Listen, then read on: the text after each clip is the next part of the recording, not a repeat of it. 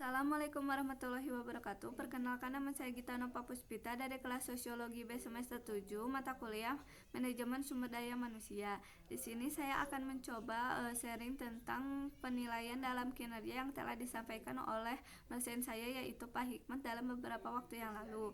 Pada dasarnya kita harus mengetahui terlebih dahulu arti kata dari kinerja tersebut. Kinerja atau performance diartikan sebagai hasil kerja seorang pegawai, proses manajemen atau organisasi secara keseluruhan, yang dimana hasil kerja tersebut harus dapat ditunjukkan buktinya secara konkret dan dapat diukur. Sedikitnya untuk mengukur kinerja tersebut ada dua dimensi yang dapat dijadikan sebagai ukuran kinerja, yaitu yang pertama tingkat kemampuan kerja atau kompetensi dalam melakukan pekerjaan, baik yang hasilnya diperoleh dari pendidikan dan pelatihan maupun yang bersumber dari pengalaman kerja. Yang kedua ada tingkat kemampuan eksekutif dalam memotivasi bekerja. Di sini itu agar si pekerja sebagai individu pekerja melakukan usaha yang maksimum, yang dapat memungkinkan pencapaian hasil yang maksimal sesuai kebutuhan dan keinginan masyarakat.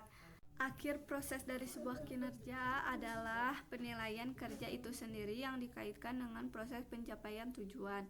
Nah, di sini juga ada penilaian prestasi kerja karyawan, yaitu proses untuk menekankan atau mengkomunikasikan kepada karyawan tentang bagaimana performa mereka dalam melakukan pekerjaannya dan idealnya, dan untuk memberitahu bagaimana dalam membuat rencana untuk membangun karirnya. Dalam penilaian prestasi kerja itu sangat penting bagi perusahaan karena digunakan sebagai alat untuk memberi kepastian kepada karyawannya. Dalam penilaian kinerja ada pengamatan, yaitu proses menilai dan menilik perilaku yang ditentukan oleh sistem pekerjaan. Dan yang kedua ada ukuran, yaitu yang dipakai untuk mengukur prestasi kerja seorang personil yang dibandingkan dengan uraian pekerjaan yang telah ditentukan atau yang telah ditetapkan untuk personil tersebut.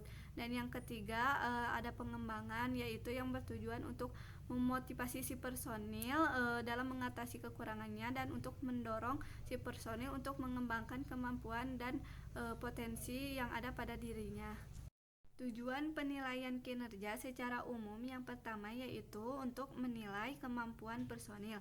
Penilaian ini merupakan tujuan yang mendasar untuk menilai personil secara individu, yang digunakan sebagai informasi dalam menilai efektivitas manajemen sumber daya manusia. Yang kedua yaitu pengembangan personil. Hal ini digunakan sebagai informasi untuk mengambil keputusan untuk pengembangan personil seperti promosi, rotasi, mutasi, terminasi, dan penyesuaian kompensasi. Konsep dasar penilaian kinerja yaitu diantaranya memenuhi manfaat penilaian dan pengembangan, mengukur atau menilai berdasarkan perilaku yang berkaitan dalam pekerjaan. Yang ketiga itu merupakan dokumen legal, terus merupakan proses formal dan non formal, dan yang terakhir itu cara-cara dalam melakukan penilaian kinerja.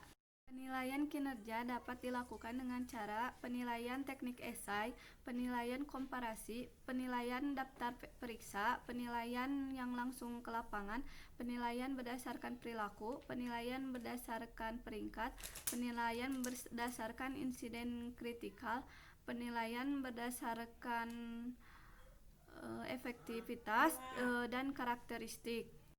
Sifat khas dari pengukuran kinerja adalah pengukuran kinerja non-finansial harus dimasukkan ke dalam suatu sistem karena banyak tujuan organisasi yang tidak didasarkan pada biaya.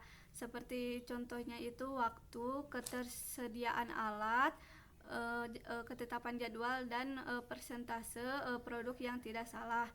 Terus pengukuran kinerja itu harus saling menunjang, bukan memunculkan masalah. Dan pengukuran kinerja itu harus memotivasi pegawai untuk membantu organisasi dalam mencapai tujuan jangka panjang dan jangka pendeknya. Ada 3 penilaian prestasi kerja karyawan. Yang pertama itu dengan sistem penilaian.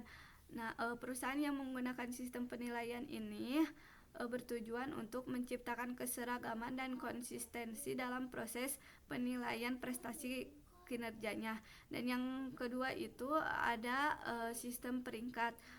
Sistem ini kebanyakan kekurangannya karena karyawan dipaksa untuk bersaing satu sama lain. Dan yang ketiga ada sistem berdasarkan tujuan. Berbeda dengan kedua sistem sebelumnya karena sistem ini mengukur kinerja seseorangan berdasarkan standar atau target yang dirundingkan secara perseorangan. Adapun metode cara perusahaan mengukur kinerja karyawan yang akurat. Yang pertama itu mengetahui produktivitas secara kuantitas, dan yang kedua itu semangat berkontribusi, terus kedisiplinan, terus aktivitas karyawan dalam memanfaatkan jam kosong, dan yang terakhir evaluasi dari berbagai pihak. Penilaian dalam kinerja harus benar-benar diketahui dan dipahami oleh para pengusaha dan karyawan sehingga mereka tahu hak dan kewajiban mereka masing-masing. Hal ini sangat penting karena agar mereka itu lebih memahami urusan mereka dalam pekerjaannya masing-masing, sehingga jika mereka tidak mengetahui urusan mereka masing-masing, mereka tidak akan tahu apa yang harus dilakukan.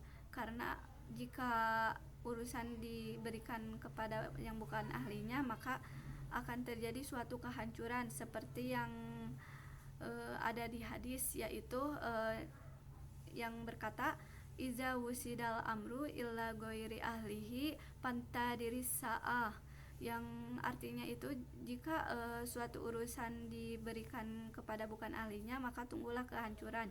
Jadi jika kita akan melakukan suatu urusan, kita harus benar-benar memahami hal itu. Terima kasih kepada semuanya. Mohon maaf apabila ada salah-salah kata. Sekian video saya. Assalamualaikum warahmatullahi wabarakatuh.